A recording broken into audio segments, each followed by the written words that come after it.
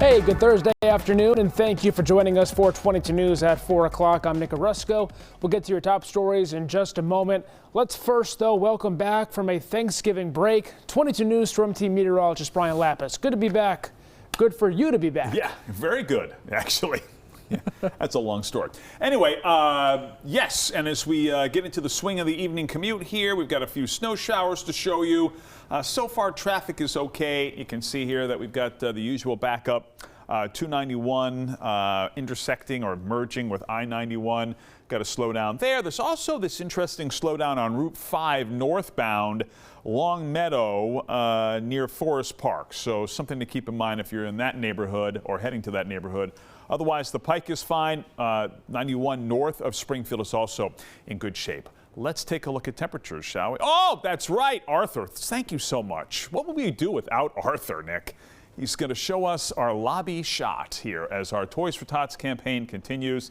Somebody getting a little picture there in front of the tree, and there's still time for you to make your new unwrapped toy donation to Toys for Tots. But we're into our last, 4 or 5 days, so we'll talk about that a little bit later on 22 News at 5. 33 degrees right now, Springfield, Westfield, Northampton, 34, Greenfield, 32 in Orange, 25 in Pittsfield. And here are the snow showers I was showing you descending upon the valley. They're kind of breaking up as they get toward the Connecticut River, but nonetheless, especially west of the Connecticut River, a few scattered snow showers, and even along and east of the river, there could be some flying flakes here as we get into the evening commute. These will not last very long. You can see that the back edge of them are just northwest of Albany. So through about 6 o'clock, the chance for a scattered snow shower, and then we're into the clearer and potentially record-breaking cold air overnight. We'll show you on 22 News starting at 5.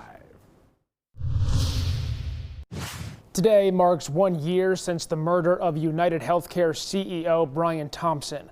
Thompson was shot and killed outside a New York City hotel during an investors conference on December 4th, 2024.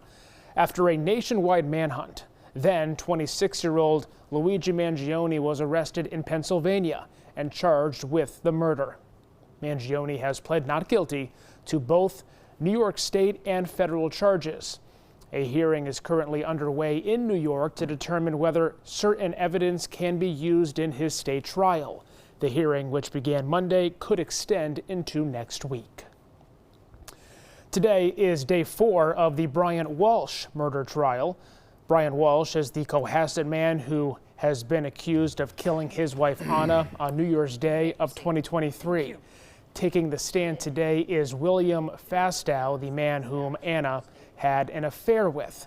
43 pages of text messages between Anna and Fastow have been entered into evidence.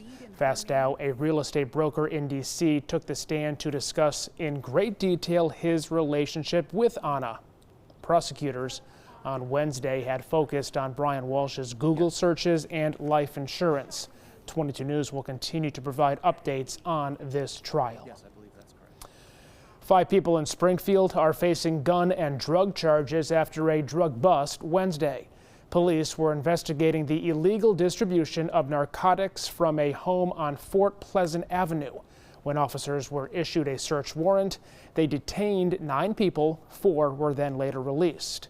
Detectives seized 3 illegal guns, loose ammunition, more than $6,000 in cash, and the trafficking weight of heroin and cocaine.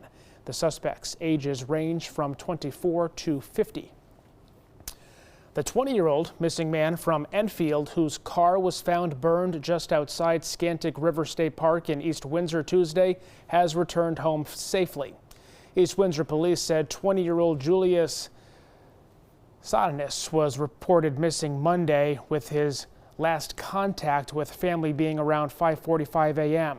The park was closed Tuesday as investigators searched the area, and they later found his burned car just outside the park. You know, Brian, I'm taking a look at the Greenfield Skycam over in the Weather Center. You can see the snow squall clouds moving on into the city. Yeah, that's true. Actually, I wonder if Arthur could take that picture for us. Arthur? Oh, Arthur! What would we do without Arthur? I mean, we would be lost. We would be adrift on the Connecticut River without an anchor. Just go over the Holyoke Dam.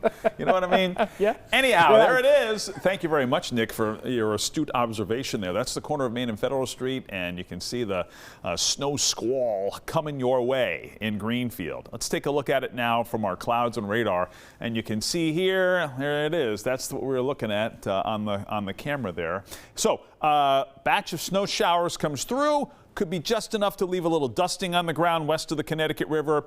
Could be enough to limit visibility anywhere. So just keep this in mind over the next couple of hours. We've got the chance for a few scattered snow showers.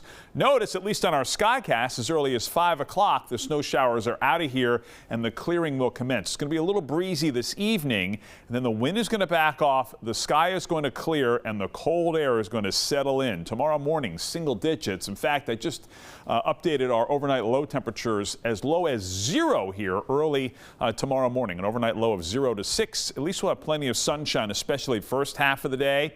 Notice the sunshine here at noontime, and then in the afternoon, clouds start to build in. By 2, 3 o'clock, we'll have some clouds. I'm going to call it sunshine in the morning, clouds in the afternoon. High temperatures tomorrow in the 20s, maybe a few flakes over the weekend. We'll show you on 22 News starting at 5. It's National Cookie Day, first established in 1987 by Matt Nader, the founder of Blue Chip Cookie Company. As part of the celebration, several bakeries and shops across the nation are offering new deals on their cookies.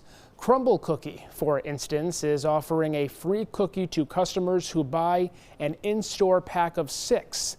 In addition, the first 100 customers receive a free limited edition 6-7 sticker.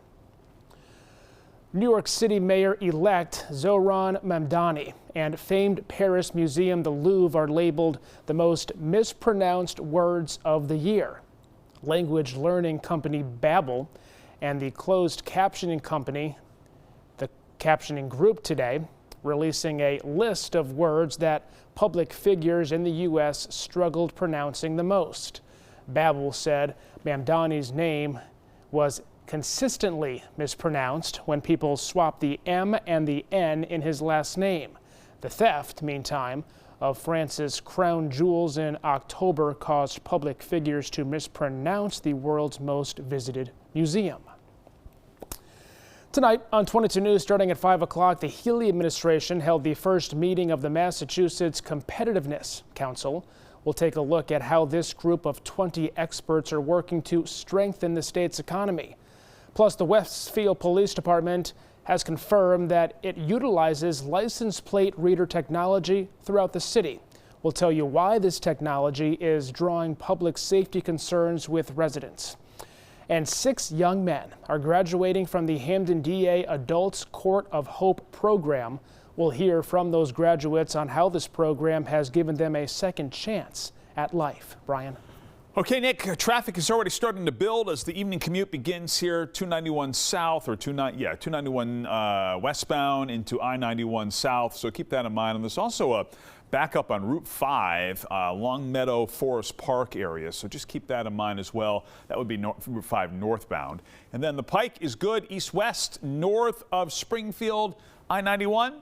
Looking good. The snow showers continue this afternoon. We'll track our chances for a few flakes this weekend on 22 News starting at 5. Updates anytime at wwlp.com, the free 22 News app, and always on 22 News Plus. We'll see you tonight starting at 5.